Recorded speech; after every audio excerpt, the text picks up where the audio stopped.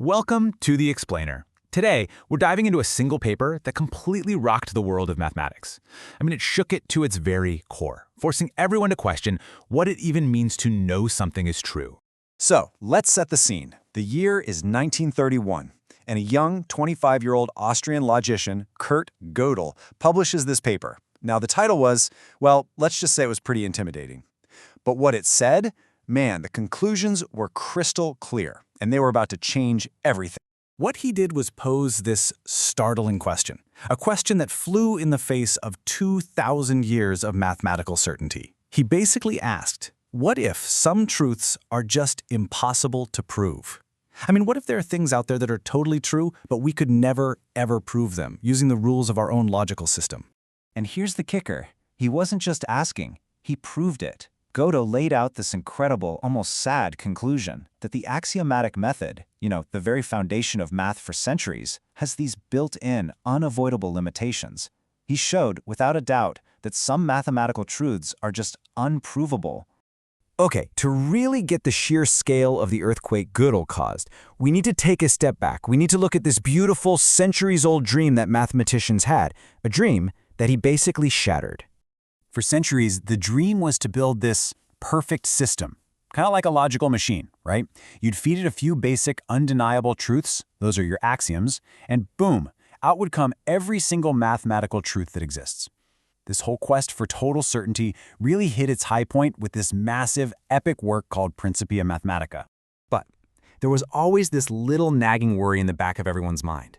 How can you be 100% sure your starting points, your axioms, are actually consistent? How can you guarantee that a million steps later, your perfect system won't spit out something crazy, like 2 + 2 = 5? This wasn't just a philosophical problem either. It became a really urgent issue when these new, weird, non-Euclidean geometries popped up that just seemed to break all the rules. So the way they tried to handle this was pretty clever. They basically proved these new geometries were consistent by building a version of them inside good old Euclidean geometry, which is cool. But all it really proves is that the new stuff is consistent if the old stuff is consistent. It's what you'd call a relative proof, not an absolute one. See the problem? They just kicked the can down the road. This endless chain of if-thens was driving people crazy. So this legendary mathematician, David Hilbert, just had enough.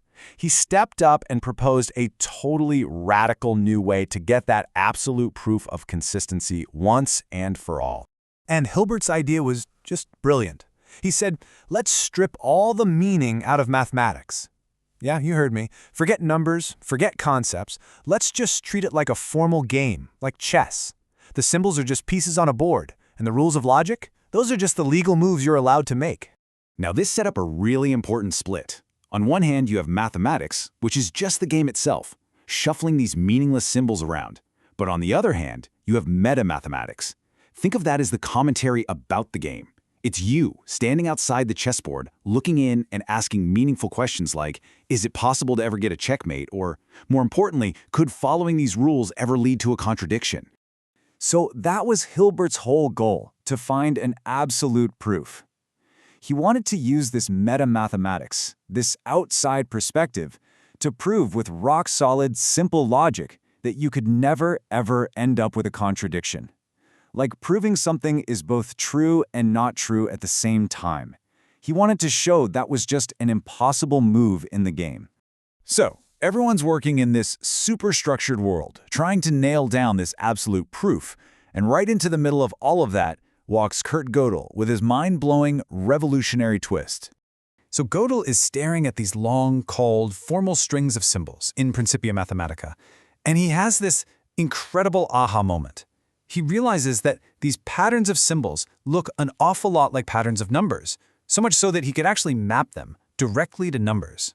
This technique became known as Gödel numbering, and it's wild. Every single symbol, every formula, every proof, he gave it a unique number.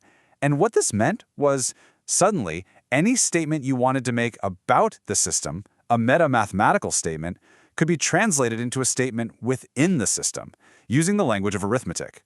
This created this incredible, head-spinning wraparound effect. It's like the system could suddenly look at itself in a mirror. A system that was just supposed to be about numbers could now use numbers to talk about itself. And oh man, this opened a can of worms, bringing back all these ancient, tricky paradoxes, like the classic one: this statement is false. So, armed with this incredible power of self-reference, Gödel did something no one had ever done before. He built a mathematical statement that was completely new. Using his numbering system, he built a formula. We can just call it Formula G. And it's a statement purely in the language of arithmetic. But when you translate it back out into plain English, into that meta-mathematical language, it says something completely bonkers. It says, you can't prove this formula using the rules of this system. Okay, let's walk through the crazy logic here, because this is where the genius is. Ask yourself, is that statement, Formula G, true or false? Let's assume it's false. Well, if it's false, then its claim to be unprovable must be wrong. That means it is provable. But hold on a second. A consistent system can't prove things that are false. That's a flat-out contradiction. So our first assumption has to be wrong. Formula G must be true. And if it's true, then what it says about itself is true, which means it really is unprovable. And there it is. Gödel had found a statement that was undeniably true, but that the system itself was completely powerless to prove. He revealed this giant, unbridgeable gap between what is true and what is provable. And just like that, with this one unbelievably elegant proof, Gödel stormed the fortress of mathematical certainty. The very fortress that Hilbert and so many others had spent their lives trying to build, and he brought the whole thing tumbling down. And here's what was so devastating about it. This wasn't just some little bug in Principia Mathematica. No, Gödel showed that any formal system, any system at all that's powerful enough to do basic arithmetic is doomed to be incomplete. It will always have true statements that it can't prove. That 2,000-year-old dream of finding a complete, consistent foundation for all of math, it wasn't just hard, it was impossible. So what are the big takeaways here? Well, for one, every powerful formal system has blind spots. It's just built in. There will always be true things that are just out of reach for a formal proof. It tells us that truth is a much bigger, much weirder concept than provability. And that noble quest for absolute certainty, it has a hard limit. Look, Gödel's proof wasn't just about math. It forced everyone to rethink the very foundations of logic and even philosophy. And it leaves us with this huge, lingering question, one that's just as powerful today. If our best, most rigorous systems of logic can't even grasp all of what's true, then what exactly is truth?